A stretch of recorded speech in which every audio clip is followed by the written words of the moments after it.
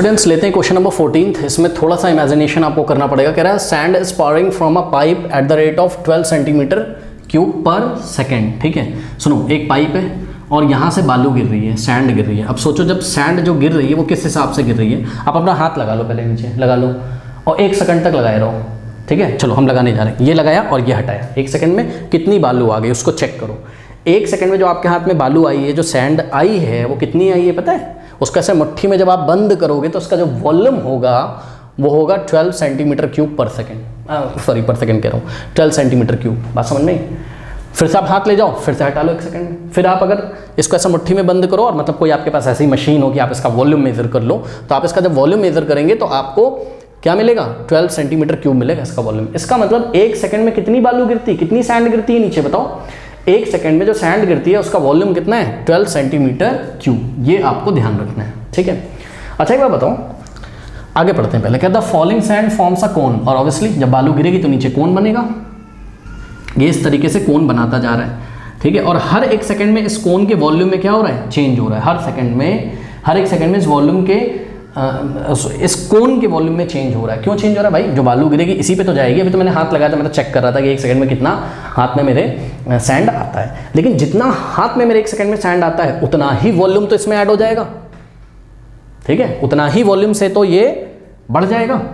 यानी कि आप समझिए जरा कि अगर हम इस कोन का रेडियस r अज्यूम कर लें, ठीक है, और इसकी अगर हम हाइट h अज्यूम कर लें, ठीक है, और इसका अगर हम वॉल्यूम v अज्यूम कर लें, जो कि हमने यहाँ पर आपको बात लिखी हुई है कि the volume of a cone v with radius r and height h is given by the formula. और सबको पता हो कोन का वॉल्यूम का फॉर्मूला 1/3 पाई r स्क्वायर h होता है। तो हमने लिख लिया। हम आपको बताना ये चाहते हैं कि r भी वेरिएबल है, h भी वेरिएबल है और वॉल्यूम भी वेरिएबल है। बात समझ में आई? लेकिन आप एक चीज़ का गौर करते हैं क्या कि हर 1 सेकंड में इसके वॉल्यूम में कितना चेंज आएगा? हर 1 सेकंड में इसके वॉल्यूम में कितना चेंज आएगा? इस कोन के वॉल्यूम में बताइए।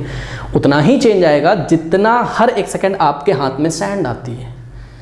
यानी कि ये जो आपके हाथ, ये जो हर 1 सेकंड जितनी सैंड गिर रही है, यही क्या है? इस कोन का rate of change of volume with respect to time t। कैसे पहचाना मैंने? ऊपर वॉल्यूम की यूनिट है सेंटीमीटर क्यूब और नीचे टाइम की। बात समझ में आई? फिर से बता रहा हूँ, ये जो बालू गिर रही है, जो सैंड पार किया जा रहा है, ये 12 सेंटीमीटर क्यूब पर सेकंड के हिसाब से गिर रहा है। तो भाई 1 सेकंड में इसमें कितना वॉल्यूम ऐड होगा? 12 सेंटीमीटर क्यूब ही वो सैंड तो इसमें ऐड होगा। तो इसके वॉल्यूम में कितना चेंज आएगा 1 सेकंड में? 12 सेंटीमीटर क्यूब पर सेकंड। यानी कि ये जो बालू के गिरने का जो रेट दिया हुआ है, यही जो बालू के गिरने का रेट दिया हुआ है, यही रेट किसका होगा? यही रेट होगा कोन के वॉल्यूम के इंक्रीज करने का। यानी कि आपको यहाँ से पता चल गया कि हमको क्या गिवन है? dv/dt। तो ये एक इन्फॉर्मेशन तो चलो मिली हमको। ठीक है, 12 सेंटीमीटर क्यूब पर सेकेंड। चलो बहुत बढ़िया। अब क्या कह रहा है? हाँ, एक चीज़ बड़ी बढ़िया बोल रहा है आगे। कह रहा है कि the following sand forms a cone on the ground in such a way. अच्छा भाई, बहुत बढ़िया। आगे भी कंडीशन दी है। कह रहा है इन सच अ वे, कह रहा है ये इस तरीके से कोन फॉर्म करता है such that the height of the cone is always 1/6 of the radius of the base. सुनो भैया, सुनो सुनो सुनो। Such that height of the cone is, जो बोल रहा है पहले वो कर लो। Height of the cone is always 1/6 of the radius of the base. मतलब समझो, आप कभी भी जाके कोन को अगर चेक करेंगे ना, अगर आप उसका रेडियस नापेंगे और हाइट नापेंगे तो हर बार आप ये पाएंगे कि उसका जो हाइट है वो रेडियस का क्या है? 1/6 है। रेडियस जितना भी होगा उसका 1/6 तो उसका हाइट होगा। अब बच्चे बोलेंगे अगले पल तो भाई ये बड़ा हो जाएगा। हाँ भी बड़ा हो जाएगा, ये रेडियस ऐसा हो जाएगा और हाइट ऐसा हो जाएगा। लेकिन अगर हम जाके नापें क्या कि हाइट कितना है और रेडियस कितना है, तो हम ये पाएंगे कि हाइट जो है वो रेडियस का 1/6 है। उसके क्वेश्चन पे गौर करो बच्चों। वो आपको क्वेश्चन में क्या कह रहा है? कह रहा है कि इन सच अ वे, यानी कि बालू गिरने का स्टाइल ऐसा है कि जो कोन बनता है, आप उस कोन को जाके किसी भी इंस्टेंट पे चेक कर लो तो आप ये पाओगे कि उसकी जो हाइट है कोन की वो हमेशा 1/6 of the radius of the base है। तो यानी कि एक तो ये रिलेशन दिया हुआ है, ठीक। और यहाँ से हम एक और रिलेशन बना सकते हैं। r इज क्या हो जाएगा? 6h। तो इसको हम बना के कहीं पे रख लेते हैं। r is 6 × h। चलो बहुत बढ़िया, ये बना के हमने रख लिया, शायद काम पड़ जाए कहीं। ठीक, चलो अब क्या कह रहा है? कह रहा है कि how fast is the height of the sand cone increasing. हाँ भाई, how fast is the height of the sand cone increasing.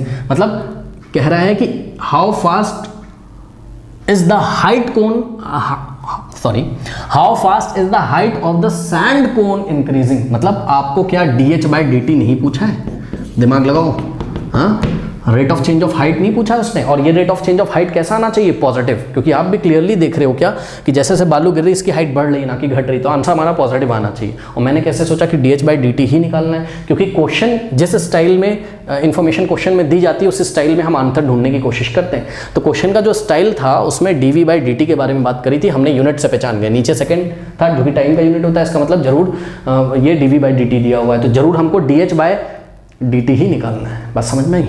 तो अब ये हमको निकालना है। अब ये कहाँ से मिले, देखो ये हमें यहाँ से मिलने की उम्मीद है, उम्मीद है भी, मैंने बोला है उम्मीद है। क्यों उम्मीद है?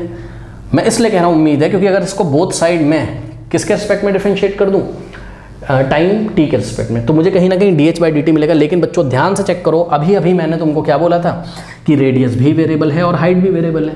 बात समझ में आई? तो यहाँ पे जब राइट हैंड साइड दो वेरिएबल बैठे रहेंगे ना तो आपको डिफरेंशिएट करने में थोड़ी सी प्रॉब्लम आएगी। थोड़ी सी प्रॉब्लम किस तरीके से आएगी, और तुमको प्रॉब्लम दिखा देते हैं, पता लगा, उठा के डिफरेंशिएट ही हमने कर दिया। तो dv/dt लेफ्ट में डिफरेंशिएट किया, राइट में कांस्टेंट क्या है 1/3 पाई, तो ये तो हो गया।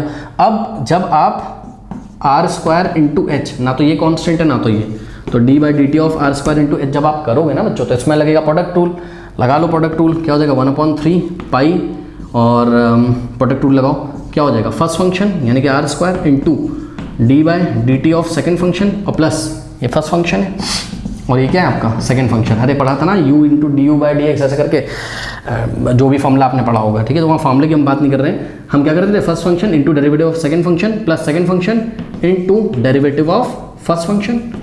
ये बात थी। अगर हम मान लो ऐसा कर देते तो क्या प्रॉब्लम आती, पहले तो वो हम देख लेते हैं। भाई dv/dt तो तुमको दिया हुआ है, यहाँ तुम 12 रख देते हैं, मना नहीं कर रहे हैं, ठीक है। इसकी जगह तुम 12 रख देते हैं, ये हो जाता 1/3 पाई, और यहाँ पे हो जाता क्या r² इंटू dh/dt, ठीक है, और प्लस h, और r² का डेरिवेटिव क्या हो जाता है 2r इंटू dr/dt, क्योंकि r का करते तो t के रिस्पेक्ट में dr/dt आता। सुनो तुमको इन्होंने क्या पूछा है dh/dt, कब पूछा है, when the height is 4 centimetre, ठीक है। तो h की जगह तुम क्या रख देते हैं यहाँ से, मतलब बच्चे मेरे को ये बोलेंगे हम dh/dt निकाल तो सकते हैं यहाँ से, अरे निकालोगे तो तब ना जब dr/dt पता हो। और पूरे क्वेश्चन में कहीं पर आपको, आप ध्यान से चेक कर लीजिए, उन्होंने ये बात ही नहीं करी है कि dr/dt कितना होगा, मतलब rate of change of radius उन्होंने जब दिया ही नहीं हुआ है तो ये टर्म यहाँ पर आ जाएगी तो प्रॉब्लम नहीं करेगी, खुद समझो भाई। चलो मैं कह रहा हूँ कि आप ये वाले रेडियस को 6h लिख दोगे, कोई बात नहीं है ना, क्योंकि आपको हाइट के फॉर्म में लाना है। फिर ये वाले रेडियस को भी आप 6h कर दोगे तो 6h का स्क्वायर 36h² हो जाएगा।